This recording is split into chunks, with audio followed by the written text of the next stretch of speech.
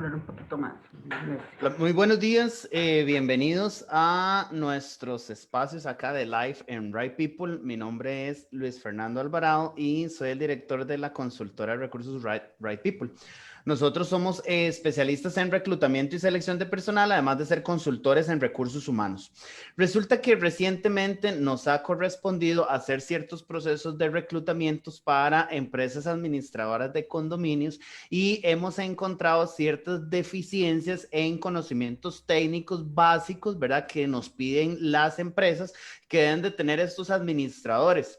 Por ende, parte de la ayuda que brinda Right People también es poder detectar estas necesidades y crear algún tipo de capacitación para que las personas puedan fortalecer sus habilidades y competencias técnicas para poder alcanzar mejores puestos de empleo. Para eso, hoy vamos a conversar acerca de este tema muy específico, ¿verdad? Que es la norma técnica para administradores de condominios. E hicimos para ello una alianza con Sharon Byfield, quien ella es ingeniera civil y es especialista en esta norma técnica para administradores de condominios. Hola Sharon, ¿cómo le va? Hola, buenos días, Luis Fernando, ¿todo bien?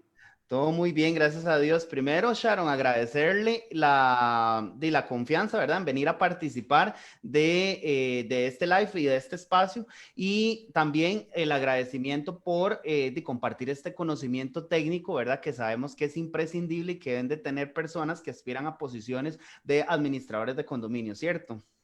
Sí, claro. Cuando uno diseña un condominio, pues nosotros diseñamos y el constructor construye y una vez que se entrega el proyecto, ahí termina. El administrador empieza su labor y la de él es continua, o sea, es permanente.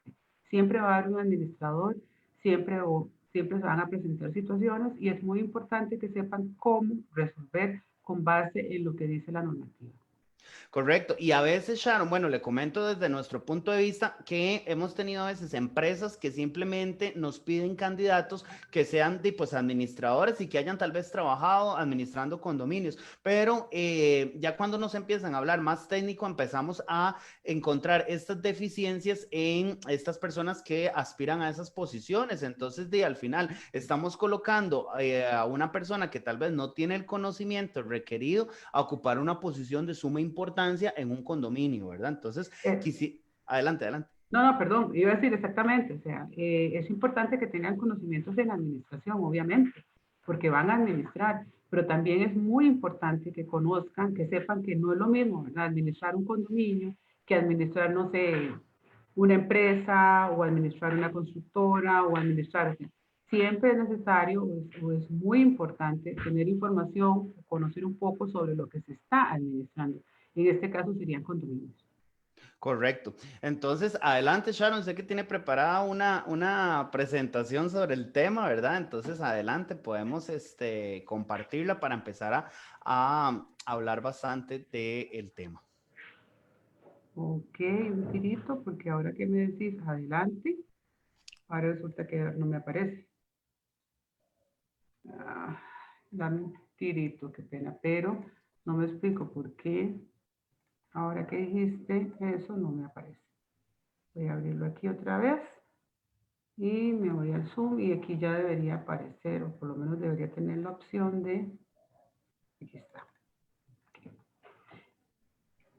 ¿Lo ven? Sí. Sí. Ok. Entonces, voy a empezar así como haciendo un poquitito lo voy a hacer más que nada con imágenes, ¿verdad? Como para hacer un poquito más ameno y yo voy comentando y hablando sobre las imágenes. Claro, claro. Okay, entonces, ¿qué es lo que pasa? Una persona está ahí y tiene un sueño. ¿Y cuál es ese sueño? Quiere tener una vivienda. Pero entonces, teniendo posibilidad económica o teniendo más diferentes aspiraciones, ¿qué busco? ¿Por qué busco una casa? Bueno, porque quiero que tenga tal vez una sala amplia, que sea bonita, que esté en una zona, ¿verdad? Que no sea problemática, porque tal vez tengo niños o yo mismo, ¿verdad? Quiero una cuestión de seguridad. Y luego empiezo a pensar, bueno, me gustaría que tal vez esté rodeada de áreas verdes, que tenga algo bien bonito, que tenga vista a la montaña. Empiezo a buscar y qué sé yo, me muestran proyectos que tienen mucho verde, tal vez un proyecto que tiene un área recreativa bonita, Resulta que vivo en una zona caliente o tal vez no tanto, pero quiero que tenga piscina porque yo nado o hago ejercicios en piscina. Entonces voy y busco un residencial, un proyecto que tenga una piscina.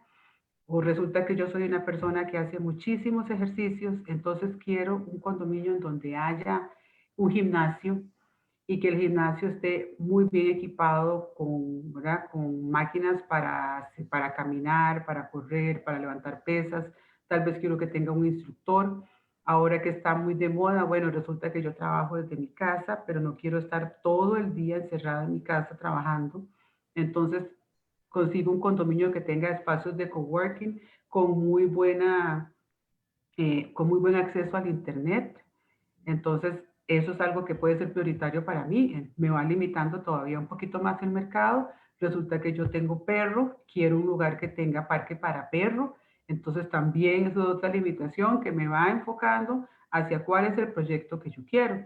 Yo tengo niños, quiero que hayan áreas de parques infantiles para mis hijos. Voy buscando todavía eso. Y por último, resulta que encuentro el que tiene todas esas características y yo cierro el trato. ¿No? Okay. ¿Qué es también algo que está limitando mucho o que está haciendo que la gente se enfoque ahora hacia condominio y no hacia un residencial abierto? Bueno, la seguridad. Resulta que yo soy una persona que todos los fines de semana o por lo menos una vez al mes me voy a la playa, me gusta surfear, me gusta, y yo quiero ir y volver y encontrar mi casa intacta. Y además cuando estoy en la playa no quiero estar revisando ahí con el teléfono, yo moviendo cámaras a ver si todo está ahí o si alguien entró o tener alarma y me sonó la alarma y no hay quien llegue. Y los condominios me dan todas esas ventajas. Entonces encontré todo lo que quería. Áreas Ok. comunes, el parque del perro, el coworking y además la seguridad. Sharon, Entonces, entonces usted considera que tal vez las personas prefieren vivir en condominio por todas estas beneficios o amenidades que tiene el convivir en condominio. sí, claro, la mayoría de la gente, yo creo, en este momento busca vivir en condominio por una cuestión, esto que está aquí en pantalla, ¿verdad? Primero por seguridad. Quieren que sus hijos puedan caminar, que puedan andar en bicicleta, que no les vayan a robar la bicicleta, quieren no vivir enrejados, ¿verdad? Y quieren poder salir y volver con la tranquilidad de saber que su casa está bien. Y además, ahora quieren más cosas, ¿verdad? Quieren, ya te digo, un parque para perros, uno quiere un gimnasio, otros quieren una piscina y una serie de cosas que en un residencial abierto pues no podrían tener o difícilmente podrían tener. Ok, perfecto. Sí, son muchas las ventajas el que lleva el poder vivir en un condominio, ¿cierto? Sí, tiene muchas ventajas y también tiene sus limitaciones, que es una parte que vamos a tocar hoy. Pues no vamos a profundizar porque no tenemos tanto tiempo, pero sí es un tema que se puede profundizar, se puede como desmenuzar y uno puede ir tocando punto por punto para que vayamos viendo cuáles son las limitaciones, cuáles son las ventajas y cuáles son las desventajas. Ok, perfecto, perfecto. Entonces ya me gustó el condominio y cierro el trato. ¿Verdad? Nos damos la mano, ya no es tanto nos damos la mano, ¿verdad? Firmamos el contrato y ya yo tengo mi finca, me dan mi llave y yo tengo mi finca filial. ¿Ok? Pero entonces ahora aparece eso que están ahí, las reglas. ¿No? ¿Cuáles son las reglas de vivir en condominio? Tenemos que tener muy claro que comprar una casa en condominio no es lo mismo que comprar una casa en una urbanización. Van a haber reglas y son reglas que yo me comprometo a cumplir y que puedo ser sancionada si no las cumplo. Entonces resulta que yo compré la casa, éramos solamente dos tal vez, y llegó un bebé y ahora somos tres. O resulta que antes yo trabajaba desde la oficina y con la pandemia o por diferentes circunstancias me mandaron a trabajar a la casa. Yo tenía un patio que me encantaba, muy verde, muy lindo, pero la pura verdad es que de verlo no pasaba. Yo no soy una persona que vaya al patio ni siquiera a solearse. Entonces el patio realmente para mí casi que es una obligación, algo que tengo que estar regando y que pereza. Y se me ocurre, bueno, la verdad es que el cuarto es bonito, pero es un pequeñito. Yo tengo ese patio que no uso y podría ampliar el dormitorio, ¿por qué no? O voy a hacerme una oficinita o un espacio para trabajar. O la verdad es que ese baño está muy pequeño y a mí me gustaría que tuviera una tina. Voy a ampliar y voy a sacar la pared y voy a meterle una tina a mi baño. O la cocina. Yo cocino un montón y la cocina que me pusieron es como para alguien que nada más caliente. Voy a ampliar mi cocina. Llega otra persona y dice, no, yo soy de ropa y de zapatos. Y este closet que me pusieron aquí es, bueno, no me cabe, pero ni la ropa de una semana.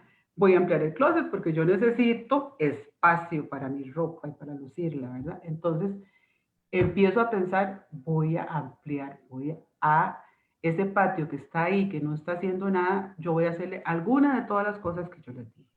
Eso es muy normal. Cuando yo compro una casa en una urbanización, a veces uno va a una urbanización y ve todas las casas iguales. Llega 5 años después y ninguna se parece. Una tiene un segundo piso, la otra tiene cochera para 2 carros, antes era para uno, la otra tiene, y ahí la gente va cambiando su casa y la va ampliando de acuerdo a sus necesidades con el paso del tiempo. Entonces voy a introducir un término que se llama cobertura. Y cobertura es la proyección horizontal de una estructura o el área de terreno cubierta por tal estructura. ¿Qué quiere decir? Que si yo tengo una casa, la huella de esa casa es lo que llaman cobertura. O sea, lo que toca el suelo, ese espacio que yo cubro con mi casa, eso es lo que se llama cobertura. Es donde el agua no puede penetrar. ¿Okay? Entonces, yo tenía un lote antes en verde, totalmente en verde, cuando llueve, el agua penetra un poco y el resto corre y va para el caño, pero siempre penetra un poco. Pero en el momento en que yo empiezo a poner estructuras, el agua no puede penetrar, toda tiene que correr. Entonces llega más rápido, digamos, el agua a los caños, llega más rápido a las calles. Por eso es que a veces tenemos tantas inundaciones. Yo tengo un área que era totalmente verde, cuando llovía absorbía mucho de la lluvia. Y llega más despacio al río porque el zacate también le sirve como de impedimento, verde, para que tenga que escurrir más despacio. Cuando yo llego y quito todo el verde y pongo concreto, el agua cae, no penetra y llega más rápido, porque corre más rápido por el concreto. Llega más rápido a los ríos de lo que llegaba antes y eso es lo que muchas veces causa inundaciones aguas abajo. Entonces la cobertura es algo que es muy importante y siempre viene limitada, ya sea por un plan regulador o por un reglamento de construcciones. Entonces, por ejemplo, si yo tenía este lote y esta parte blanca era la que yo tenía construida y este resto lo que yo tenía en verde, yo podía decir, bueno, tengo un 50% de cobertura. Eso quiere decir que la mitad de mi lote está construido y la otra mitad sigue en verde. ¿Okay? Pero ¿qué pasa si yo amplío mi casa? Y entonces podría pasar a esta situación. Tengo un 75% de cobertura y un 25% en verde. Cuando yo solicito un permiso de construcción para hacer un condominio de casas, por ejemplo, ellos me marcan una cobertura máxima. Me pueden decir, bueno, la cobertura máxima de ese proyecto es el 60%. Eso quiere decir que el 40% tiene que permanecer en verde. Si todo el mundo empieza a ampliar sus casas, ¿qué puede pasar? Nos podemos pasar fácilmente de esta cobertura. Entonces, Y un eso está, proyecto Sharon, perdón, y eso va a estar regulado por alguna normativa del proyecto o del condominio como exacto, tal. exacto. Cuando les aprobaron los planos, les aprobaron X, Y o Z cobertura. Entonces, todo el mundo empieza a ampliar su casa y cuando usted se da cuenta, el proyecto sobrepasó completamente la cobertura. Entonces, fue diseñado para algo y ahora está en otra cosa. Entonces, a veces la gente dice, es que ese diseño falló. No, el diseño no falló. Lo que pasa es que lo alteraron. Ujú. Entonces, no es lo mismo que yo diseñe. Porque los sistemas de aguas pluviales y todo se diseñan tomando en cuenta la cobertura. Entonces, no es lo mismo que yo haga un diseño pensando en que la cobertura de ese proyecto es de un 60% y cuando llego casi que está en el 100%, porque ya nadie dejó patios. ¿Verdad? Ujú. Entonces, ahí, esas son cosas que limitan y son cosas que, por las cuales yo no puedo ampliar mi casa en condominio. Así nomás, o sea, es todo un proceso y todo un procedimiento porque tampoco sería válido que a los primeros los dejen ampliar y los últimos que vayan llegando les digan, no, ya llegamos a la cobertura máxima, ustedes no pueden ampliar. ¿Por qué? Si Ujú. otros sí pudieron, ¿por qué no puedo yo? Entonces, son cosas, ¿verdad?, que hay que entenderlas muy bien para poder contestarle a un condominio y para poder saber por qué sí y por qué no. Sí, y eso igual, desde el momento en el que uno llega y compra y adquiere la casa, ¿verdad? En el condominio, ya a uno le explica, le deben de explicar todo eso ya uno como propietario de la casa, ¿cierto? Realmente no, es que el problema es este, cuando usted compra, usted le vende un vendedor, valga la redundancia. ¿Cuál es la labor del vendedor? Vender. La labor del vendedor no es ponerse a darle a usted una explicación técnica ni explicarle todo el reglamento y que sí, que no. Su labor es Ujú. vender. Yo he visto vendedores que le dicen, una persona le dice, mira, yo voy a comprar esta casa, pero yo le quiero poner un segundo piso. Y el vendedor le dice, sí, claro, es su casa, usted más le pone el segundo piso. Cuando la persona llega a ponerle el segundo piso, le dice, no, usted no puede. Tenemos que entender que comprar una casa en condominio es como comprar un apartamento en condominio. Usted no compra un apartamento en un quinto piso con la intención de ampliarlo.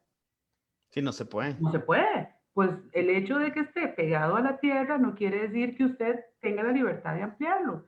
Tenemos que meternos el chip en la cabeza que cuando yo compro una casa en condominio, yo puedo remodelarla a lo interno, ¿verdad?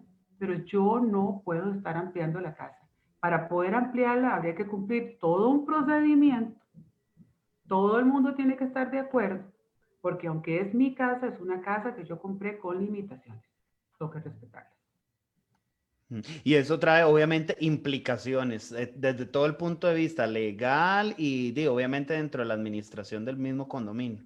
Exacto. Hay condominios en que desgraciadamente la administración les ha permitido a todo el mundo ampliar, hacer y deshacer, y eso tiene sus consecuencias. Vamos a ver ahora, un poquito más adelante, cuáles son las posibles consecuencias. Ok. Otro punto que hay que tomar en cuenta es la densidad. La densidad es el número de personas que habitan en un área determinada. ¿Sí? Cuando se aprueba un proyecto, usted le dice cuántas personas es lo máximo que pueden vivir ahí. Y eso es algo muy importante. Yo llego y me dicen, la densidad de esta zona son 150 habitantes por hectárea. Eso quiere decir que si tengo un lote de una hectárea, solo pueden vivir 150 personas. ¿Y qué pasa cuando todo el mundo empieza a agregarle dormitorios? Hay más gente. ¿No? O sea, la densidad se calcula sobre la cantidad de dormitorios que tenga la casa, ya sea que los ocupe o no. Si Ujú. yo digo que la casa tiene 3 dormitorios, para efectos de densidad, esos son 6 personas. Y si yo diseño 100 casas de 6 personas, yo sé que ahí van a vivir 600 personas. Ujú. Pero si todo el mundo empieza a agregarle un dormitorio más, ya no viven 600, acaban viviendo 800, 900, 1000. ¿Qué pasa? También los sistemas están diseñados para la cantidad de gente que va a vivir ahí. Si tiene planta de tratamiento, está diseñada para la cantidad de gente que va a vivir ahí. Si tiene cloaca, las tuberías que van a llevar el agua están diseñadas para la cantidad de gente que va a vivir ahí. Entonces, ¿verdad? Yo no puedo comprar en una torre que tiene 50 apartamentos de 2 dormitorios, que sería para 100 personas, y de repente hacer cuartitos, cuartitos, dividir, dividir, y meter 200 personas. Es lo que pasa, o sea, en una escala totalmente diferente, pero es lo que pasa en las cuarterías en San José, ¿verdad? Claro. Que se incendian porque sobrepasan la carga eléctrica de diseño, entonces todo el mundo se conecta, todo el mundo se enchufa y no da. Que no hay suficiente agua, que no es, la ventilación no es la adecuada, porque están trabajando totalmente en contra de lo que fue diseñado. Entonces, en condominios pasa algo similar. Una casa que se fue diseñada y un proyecto que fue diseñado para 100 personas no se puede estar alterando para que sea para 150 personas. Ahora, tampoco es que las cosas sean tan talladitas, ¿verdad? Siempre están los factores de seguridad. El problema es que si solo lo hicieran una, dos o tres personas, no pasa nada. Ujú. Pero una vez que usted le permite al primero, ya no le puede negar a los otros. Entonces, Correcto. ahí es donde empieza también a darse problemas. Y entonces eso también lo debe regular la administración del condominio. O sea, si en la buena teoría, y ahí me pongo, yo compré la casa, ¿verdad? Y somos dos, ¿verdad? Y después de ahí somos cuatro porque tuvimos dos hijos. Y ya después tuvimos un tercer, ya eso, digamos, se nos puede salir de la capacidad que obviamente tiene la casa. Entonces ya ahí yo como condomino es como de ya yo no puedo vivir en este lugar porque ya tengo, estoy excediendo mi capacidad. ¿Sería así? Sí, en teoría lo que le tendrían que decir es, no, usted compra una casa de 2 dormitorios, es una casa de 2 dormitorios. Ujú. Usted no puede agregar dormitorios. Hay un procedimiento para hacerlo, pero entonces ese procedimiento le va a permitir, si somos justos, a todo el mundo hacerlo. Entonces hay que revisar si la densidad del proyecto estaba muy talladita, que por lo general así es. Si usted le dice a un desarrollador que puede hacer 200 casas, va a hacer 200 casas. Entonces, hay que revisar todo eso a ver si se puede o no. Si la densidad no estaba así como muy talladita, entonces podríamos hacer una modificación y decir, en este momento, ahora sí, vamos a ampliar la densidad para todo el mundo, o todo el mundo va a tener opción a un cuarto más, ¿verdad? Pero esas cosas se toman en asamblea y por acuerdos de unanimidad. O sea, no es que yo compré la casa de dos dormitorios desde que la compré, sabía que tenía 2 dormitorios y mi intención siempre fue agregarle un dormitorio. Eso no es válido en un condominio construido ahora. Que conste, hay diferentes tipos de condominios. Si yo compro lote en condominio, yo sí puedo hacer la casa de mi gusto. El caso que yo les estoy presentando es cuando yo compré la casa ya hecha.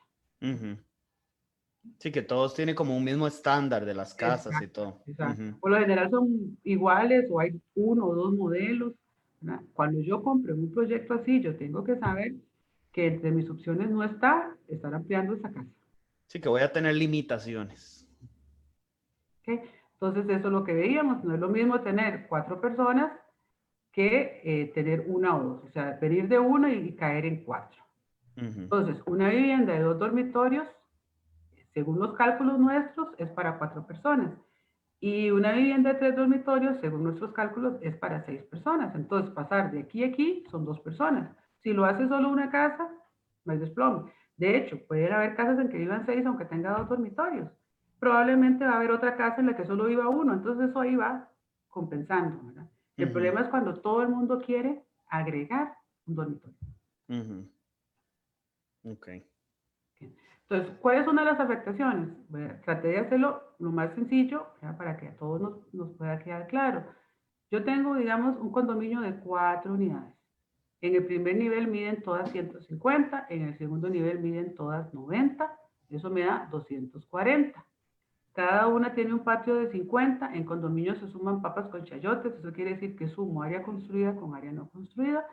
Entonces digo, cada uno de esos apartamentos mide 290, entonces cada uno es dueño de un 25%. O sea, 4 cosas igualitas va a dar un 25% para cada uno, ¿cierto?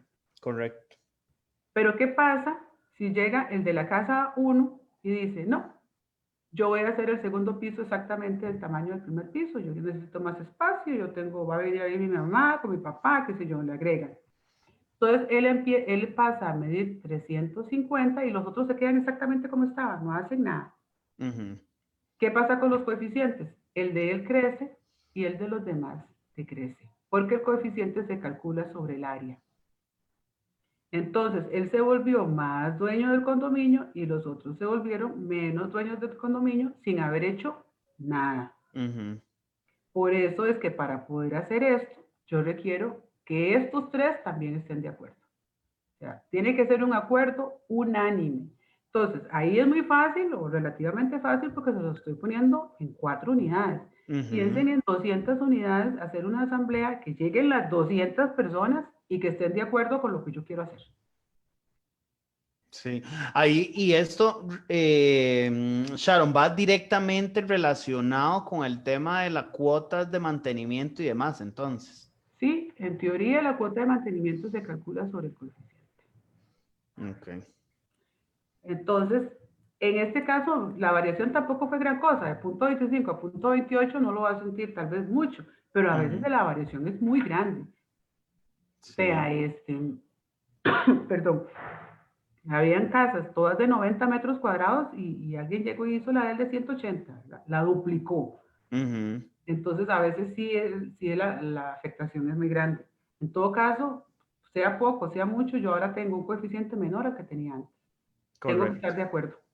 O sea, todos tienen que poner, y eso va a ser parte de la administración también, el llevar ese consenso, ¿verdad? Y el de poder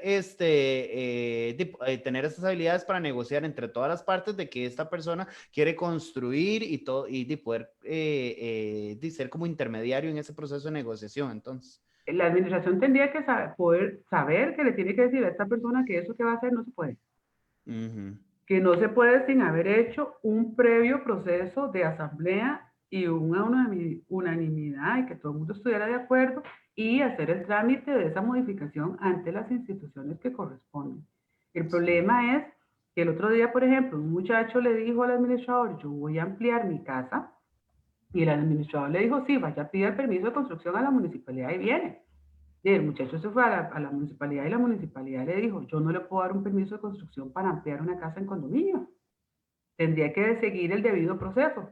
Entonces, la municipalidad le dice, ¿cómo es posible que un administrador de condominio lo haga perder a usted el tiempo y nos haga a nosotros perder el tiempo, ¿verdad? Dándole a usted una cita, que usted ya ha hecho los planos y todo, que venga aquí para que nosotros le digamos que no. Claro. ¿Qué pasó con ese administrador de condominio que no tenía el conocimiento para decirle a esa persona, eso que usted quiere hacer no se puede hacer sin de previo haber hecho esto? Esa es la falta de conocimiento que hace que entonces ese dueño de la finca filial quedó súper molesto, gastó su plata en planos, gastó una serie de cosas para nada, porque fue a pedir un permiso de construcción que no se puede otorgar. Entonces, Sí. esa persona ni siquiera, ese caso yo le estoy contando, ya no vive en ese condominio, se fue. Claro. Se fue súper molesto y se fue molesto con la administración. ¿Y qué pasó con ese administrador? No tenía el conocimiento suficiente sobre cómo funcionan las cosas en un condominio de casas. Sí, sí, correcto. Por eso es importante, ¿verdad? Que todos los empresas administradoras de condominios, ¿verdad? Tengan a su personal capacitado en todo este tipo de normativas y medidas para evitar también estos inconvenientes con la convivencia, ¿verdad? Porque de ahí, además es un tema de que es la figura de la figura del administrador, de casi que todos los condominios se amparan en él, ¿verdad? Y creemos que a veces tiene todo el conocimiento y realmente como empresa no nos hemos preocupado para que nuestro administrador esté al 100% capacitado, ¿verdad? Exactamente. Imagínate que en ese caso también que les estoy comentando, ya habían permitido que muchas de las casas techaran como una terracita. Él decía que lo que él iba a hacer no era una terraza, era un closet, no sé qué, pero que el área que él iba a techar, o sea, la cobertura que él iba a ampliar era la misma. Porque a los otros les dijeron que sí y a mí me dicen que no. Y ahí empezó el pleito y ahí todavía están peleando, ¿verdad? ¿Y qué fue? Que la administración desde el principio falló, ¿verdad? Sí. Desde el principio no se sentó a explicarle a los condóminos cuáles eran las reglas, qué se iba a permitir, qué no se iba a permitir. ¿Y por qué? ¿Verdad? Porque la gente tampoco es decirle, no, usted no puede, no, pero explíqueme por qué. Sí, sí, no, sí, es tener las bases y el conocimiento para poder sustentar las razones del por qué se puede o por qué no se puede hacer de esa forma. Exactamente. Entonces, por ejemplo, esto es de un banco. Ese banco en particular dice, no se efectuará la valoración cuando se encuentre en sitio una diferencia en las características del condominio, como diferencias de cantidad o dimensiones de las áreas comunes o privativas. Entonces, este banco está diciendo, porque a veces la gente ya compra y hace, no hay ningún problema. Un año después o por lo que sea, quiere vender. Y entonces la persona que va a comprar normalmente se financia con un banco. Llega el banco y hace la evalúa y le dice, qué raro. Los planos de su casa dicen que su casa mide 90 y yo aquí estoy viendo que mide 110, de 20 metros de más. Si el perito le aplica esto, el banco no financia. ¿Y qué Ya haces está vos? ahí. Sí, ¿Qué hasta ahí. haces? Sí, hasta ahí ¿Me, se puede ver me, afectado. me entiende? Entonces, no, la afectación es real. Lo que pasa es que la gente cuando lo está haciendo no se da cuenta o piensa, muchas veces uno piensa, yo aquí me voy a morir, aquí voy a salir por las patas por delante, ¿verdad? Como dice la gente. Y resulta que no, porque todo cambia, la vida cambia, vea este año cómo ha cambiado. Entonces, qué sé yo, consigue un muy buen trabajo y lo trasladan y dice, no, ella, yo no puedo, por más que yo creí, tengo que venderla. Y pues no la puedo vender porque ya, y yo le metí 20 metros cuadrados, no sé, yo le metí 10 millones a esta casa. Hay bancos que dicen, no, bueno, está bien, yo le financio, pero no le cuento esa diferencia. Usted no va a regalar los 10 millones que metió.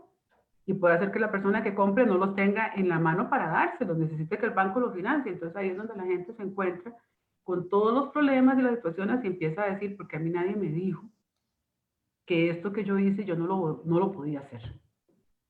¿Verdad? Entonces, es por eso que digo, la afectación puede ser muchas veces la gente no la percibe en el momento. Inicialmente los bancos, digamos, no eran tan estrictos con este tipo de cosas. Conforme ha ido pasando el tiempo, todo, ya se han ido haciendo un poquito más estrictos y ya saben que a veces se encuentran propiedades que tienen cosas que no deben tener. Porque si yo valoro el área que tiene de más, implícitamente estoy diciendo que yo acepté el cambio de coeficiente. Sin embargo, eso no se ha dado, entonces no puedo valorar el área de más, tengo que no valorarla o del todo no considerar la casa como una garantía aceptable. No valorarle a usted un techito en una terraza no es nada, pero no valorarle a usted un segundo piso en una casa, Sí, claro, es un montón. imposible, ¿verdad? Entonces, hay que tener en cuenta a la hora de hacer todo este tipo de cosas cuáles podrían ser las consecuencias. A veces no se perciben en el momento, pero con el paso de los años podrían ser graves. Okay. ¿Sí? Cuando yo quiero hacer un cambio, ese es el procedimiento que está establecido ya, que se llama modificación y que implica cambios a lo interno del condominio que deben estar permitidos en el reglamento de condominio de administración con los requisitos y las características mínimas. O sea, el reglamento interno de mi condominio dice si eso del todo se puede hacer o no. Si se puede hacer, tiene que decir cuáles son las reglas y cuando yo voy a hacer ese cambio, requiero de un acuerdo unánime. Si voy a afectar áreas comunes o si voy a afectar coeficientes, yo necesito que todo el mundo esté de acuerdo conmigo. No es tan sencillo. Eso no quiere decir que es que vivir en una casa en condominio estoy atrapada, no puedo hacer absolutamente nada. No, puedo hacer un montón de cosas a lo interno, puedo cambiar acabados, puedo mover un poco de distribución a lo interno de mi casa. Esto lo que me está limitando a mí es crecer a lo externo. Y me está diciendo, lo puedo hacer siempre y cuando yo siga las reglas del juego. Pero tenemos que tener claro que en esencia, comprar una casa en condominio es lo mismo que comprar un apartamento. Yo no compro un apartamento con la intención de hacerlo más grande. Yo no compro una casa en condominio con la intención de hacerla más grande. Ok, anotado. Es de las cosas que son bien importantes, saberlas, mantenerlas. Cuando yo hago una modificación, yo tengo que llevarla de la misma forma en que yo aprobé el condominio inicial, tengo que llevarlo al INPU, al Ministerio de Salud, a AIA y a bomberos, ¿no? Que fueron las instituciones que verificaron el cumplimiento de las normas y, por ejemplo, en el caso de bomberos, la seguridad humana, ¿verdad? Porque, por ejemplo, qué sé yo, en una torre, eso es súper importante. A veces se ponen a bloquear salidas y ponen puertas y cosas y donde había solo un pasillo, meten una recepción y bloquean una salida. Entonces, en caso de emergencia, cuando la persona tenía dos opciones, ahora solo tiene una. Ese tipo de cosas, ¿verdad? Es que revisa bomberos y que son muy, muy importantes porque son seguridad humana.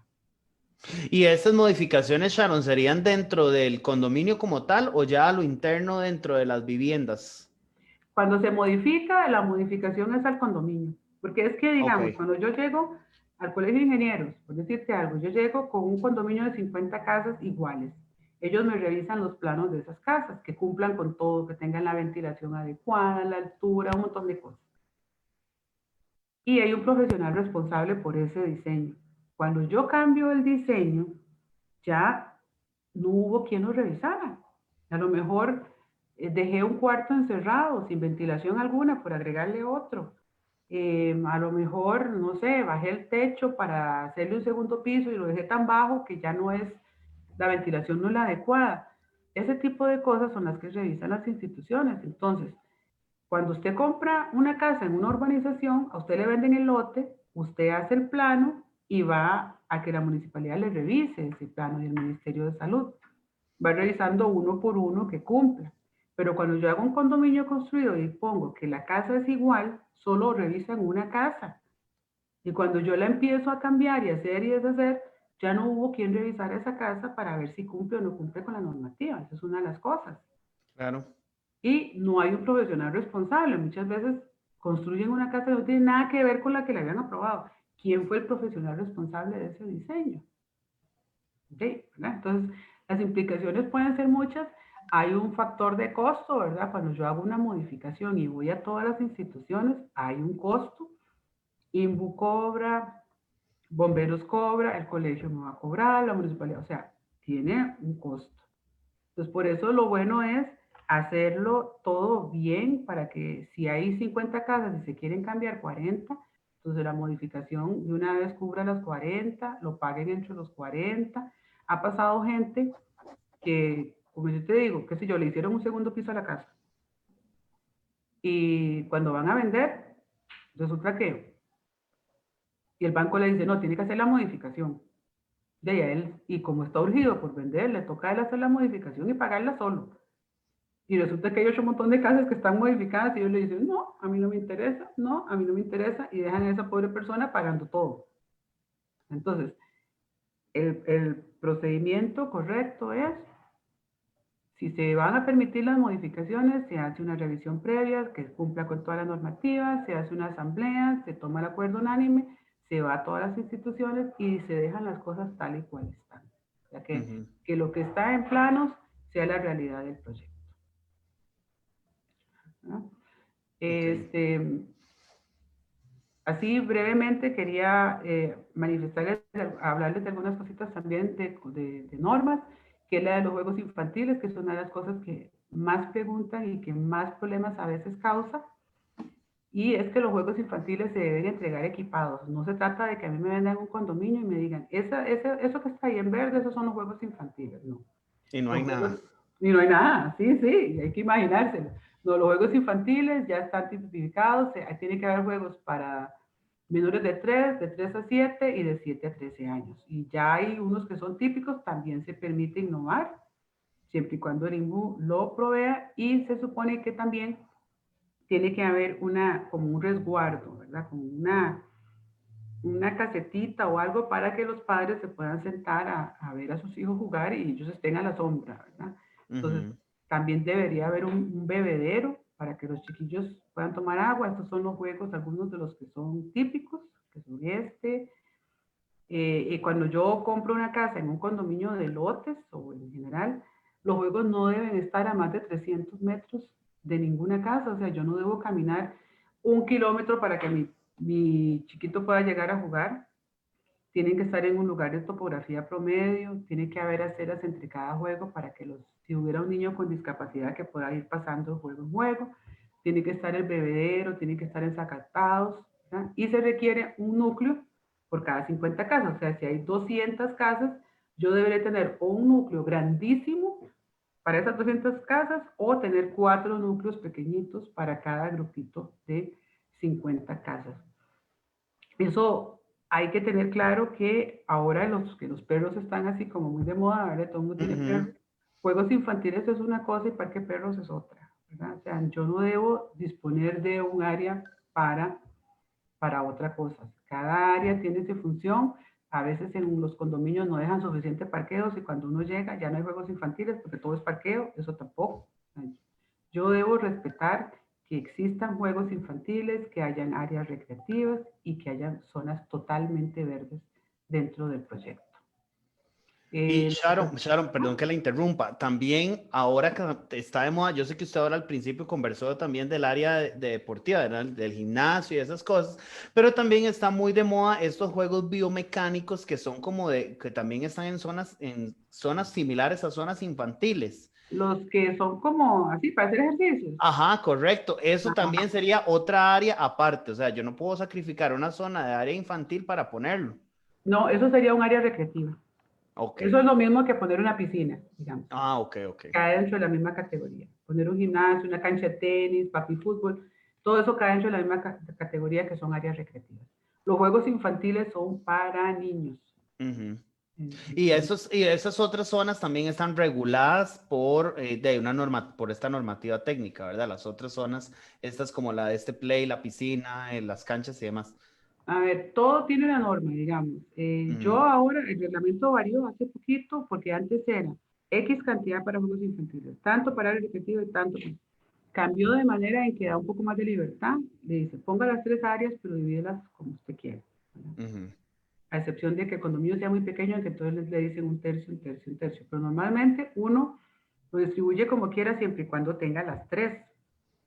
Eso fue un cambio reciente, que yo creo que funciona muy bien porque principalmente en juegos infantiles la exigencia era muy alta y ahora cada vez hay menos niños, ¿verdad? Entonces, o hay condominios, qué sé yo, podría ser un condominio de adultos mayores y me exigían una cantidad exagerada de juegos infantiles. ¿Para qué? Sí, correcto. Que haya de los tres, pero uno lo reparte de acuerdo a sus necesidades. Ok. Ujú. Y el otro punto que quería tocar un poquitillo, ¿verdad? Antes de terminar, era lo de los estacionamientos, que también causa mucho problema. O sea, si hay una exigencia mínima de acuerdo a normativa de estacionamientos. Sin embargo, por lo general, los proyectos sobrepasan en mucho esa cantidad porque rige el mercado y no rige el reglamento. Pero de vez en cuando uno se encuentra un proyecto y tiene de muy pocos parqueos, o sea, no cumple ni con mercado, ni con normativa, no cumple con nada. Yo les recomiendo que ojalá cuando estén buscando condominios de lotes, que aunque no sea obligatorio, revisen que tenga estacionamientos para visitantes, porque la gente hace fiestas, hace reuniones familiares y Ujú. resulta que enfrente de una casa caben dos carros en paralelo. ¿Y qué hacemos con el resto? No podemos bloquear las cocheras de los demás y ahí es donde se empiezan a hacer a veces los pleitos porque si las bloquean, entonces llega el otro vecino y se enoja, entonces una serie de cosas que hay que tomar en cuenta. A nivel de normativa hay muchísimo más. Podemos tocar otro día si gustan más puntos o profundizar un poquito en los otros. Esto era así nada más como una pincelada para que vean las implicaciones de no conocer la normativa, los problemas que puede acarrearle la administración, los problemas que puede acarrearle los condóminos, algunos inmediatamente y otros a futuro. Ok, perfecto. Bueno, yo creo que queda bastante claro, ¿verdad? Al menos toda esta pincelada que nos está dando Sharon. La idea es como hacer concientizar, ¿verdad? A estas empresas administradoras de condominios en fortalecer los conocimientos técnicos de sus colaboradores en esta normativa, ¿verdad? Y también que las personas que buscan estas oportunidades de trabajo en empresas administradoras de condominios ya vayan preparadas, ¿verdad? Esto le va a dar como un valor agregado. No simplemente somos administradores, sino que también tenemos que capacitarnos en lo que decía Sharon al inicio, en lo que vamos a administrar, ¿verdad? No es lo mismo un administrador de una oficina, por decir algo, que de un administrador de un condominio, ¿verdad? Porque también ambas profesiones tendrán, o ambos giros tendrán sus limitaciones y sus conocimientos técnicos específicos para poder ejecutar las funciones. Entonces, Sharon, más bien agradecerle, ¿verdad? El espacio. La idea con esto es que vamos a montar un programa, ¿verdad? Dedicado a o enfocado a las empresas administradoras de condominios o a las personas que van a buscar empleo en estas áreas, que va a ser impartido obviamente por la experta en el tema, que es Sharon Byfield, y que a través de Right People puedan obtener estos conocimientos. Muchísimas gracias, Luis Fernando. Ya les digo, condominios no se asusten, condominios es muy bonito. Yo siempre he vivido en condominios y me encanta la seguridad que me genera y las áreas y una serie de cosas. Es simplemente tener claras las reglas. No es que es satanizar, que Dios dio libre, en condominio no se puede vivir porque no le dejan a uno para ni respirar. Eso no es cierto. Teniendo uno las reglas claras, más bien vive más tranquilo.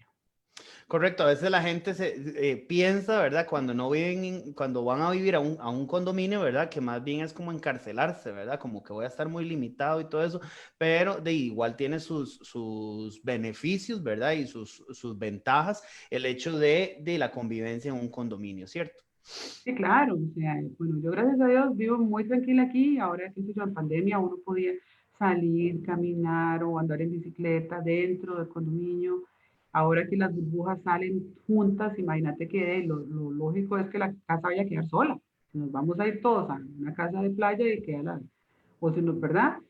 Y poder tener esa tranquilidad de saber que nos vamos a ir todos y cuando volvemos la casa está tal cual la dejamos, ¿verdad? Eso es muy, muy, muy importante. Es solamente saber que hay reglas. En todo en esta vida hay reglas.